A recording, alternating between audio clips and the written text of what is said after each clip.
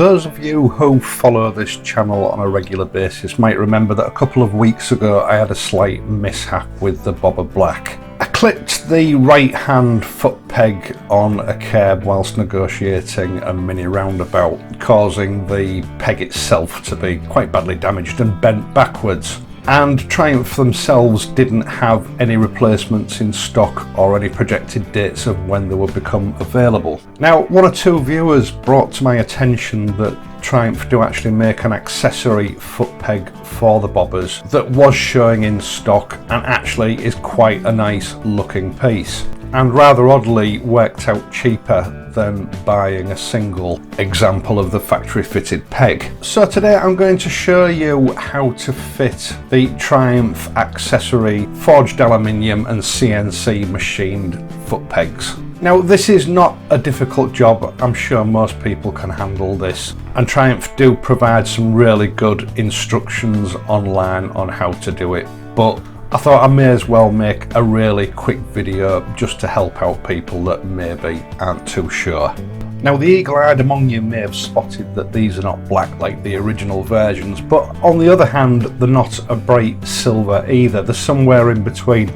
I'd describe them as a sort of a smoked silver finish. For my personal taste, I think with the Bobber Black, Triumph have overdone the black a little bit, and for me one or two silver highlights or accents makes a big difference in a pleasing way to my eye, so I'm more than happy with this. As you would expect from Triumph accessories, they are a very nice quality, a very crisp, clean, minimalist design from Triumph, and they come complete with the angle lean indicators fitted to the end. Now, both foot pegs are quite different. The right hand one, which is the one that's damaged, has a sort of a swan's neck affair on the end of it to bring it to the right height, and coincidentally is the same one as is fitted to the T120. The left hand foot peg, however, has just a short straight fitting to it, and I'll do that one last because there's a little bit more involved in actually getting to the fittings so that you can remove the old peg and put the new one on. So starting with the right hand foot peg, it's held in place very simply with a pin which inserts from the top, and at the bottom of that pin you'll see what Triumph call an E-clip. I always knew them as C-clips, but Triumph call them an E-clip. These are very easy to remove. All I use is a fingernail on one side and a small flat bladed screwdriver on the other side, just to prise the jaws of that clip open slightly and pop it out from the groove that it sits in.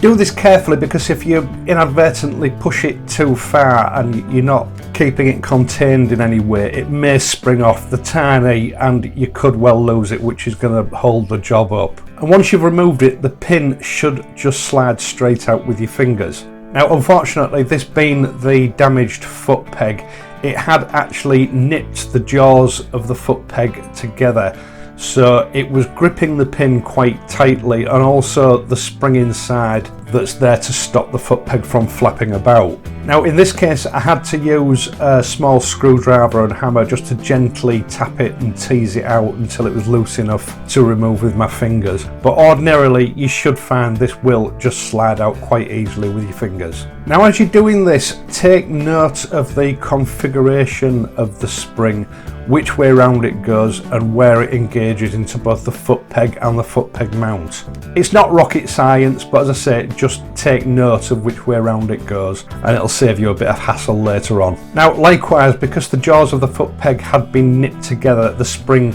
that should just come straight out wouldn't. I had to tease it out with a screwdriver. But if you're just doing a straight swap onto your accessory foot pegs from your standard foot pegs, you shouldn't have any of this hassle. And once you get everything apart, give everything a good clean with a workshop wipe, including your pin and your spring, and reapply some grease before you put it all back together.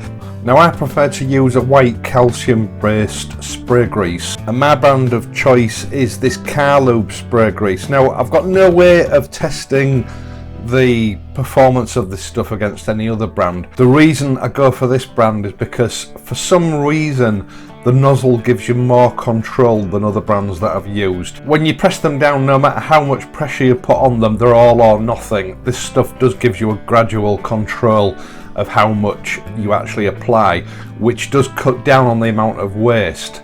Now, calcium grease has a far better lubricating properties than standard lithium grease. It's also much more resistant to wash off. This brand contains PTFE, which makes it even more slippery, and it also seems to last longer than lithium based greases. Now, I use this on all pivot points on the bike. That's on the side and centre stand pivot points, applications like this, and for my control levers. Its resistance to water does make it particularly useful on a bike, and it's very economical in use. It costs around about £5 or £6 a can, and one can will last me literally for years. Once you've sprayed some onto your pin, reassemble your foot peg using your new accessory foot peg, paying particular attention to how that spring goes back in, and then replace your C-clip or E-clip. Now, the other side is very similar, but there's one slight added complication in that your gear change lever is in the way and it won't allow you to remove your pin. So the first thing you need to do is to remove the pivot bolt that holds your gear change lever in place. Now, in your kit, Triumph supply you with a replacement pivot bolt which already has a thread lock applied to the threads. Their instructions tell you to discard the one that you take off and then replace it with the one that comes in the kit.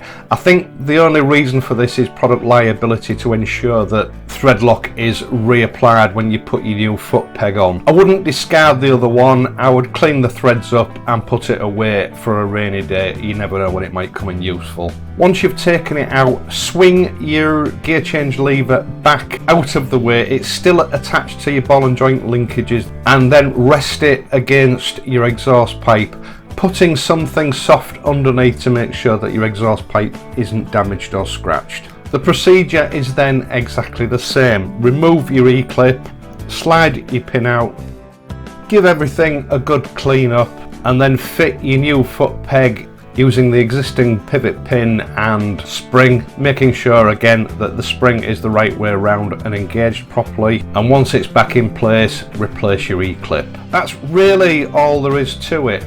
Now, your gear change lever obviously needs to be put back in place using the new pivot bolt. Very simple and straightforward. This should be tightened up to 22 Newton meters. Check the operation of both pegs to make sure that they do swing up out of the way and that the springs are operating correctly and it returns back to its resting point. This whole job shouldn't take you any more than 10 or 15 minutes. Now, I do think this is a stylish, high quality accessory that just stands out a little bit from the normal factory fitted foot pegs, and it was certainly a solution that got me out of a bit of a jam. It would be nice to see custom parts manufacturers doing more of this stuff. Foot pegs are few and far between, and it would be nice to see a bit more choice out there, but for now this is what I've got. So I hope you found this video useful and perhaps enjoyed it. If you have enjoyed it, please leave a like and subscribe to my channel. I'll be back on Wednesday again with the Bobber Black, so until then, please ride safely, watch your foot pegs on curbs, and I'll see you soon.